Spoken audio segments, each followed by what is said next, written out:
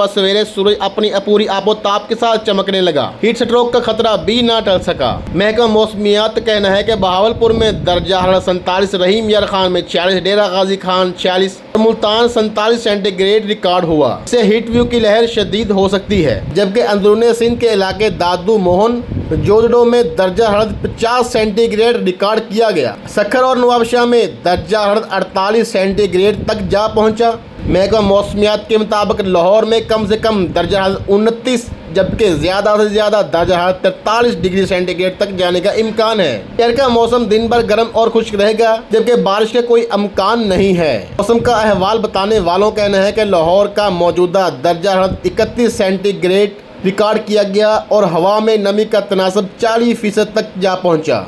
हवा की रफ्तार 8 किलोमीटर फी घंटा रिकॉर्ड हुई।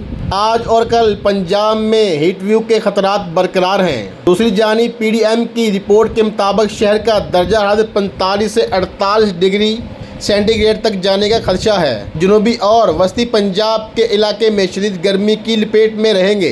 डीजीपी डीएमए का कहना है कि वज़ीर आला पंजाब की हिदायत के पेश नज़र मुतलका अदारे अलर्ट हैं। तमाम हस्पतालों में हीट व्यू का काउंटर कायम कर दिए गए हैं। स्ट्रोक से बचाव के लिए मुतलका अद्वियात की फराहमी यकीनी बनाने की हिदायत भी कर दी गई है। मज़ीद हालात हाज़िरा से बाखबर रहने के लिए हमारे यूट्यूब चैनल को सब्सक्राइब कीजिए, फेसबुक पेज को फॉलो कीजिए। शुक्रिया।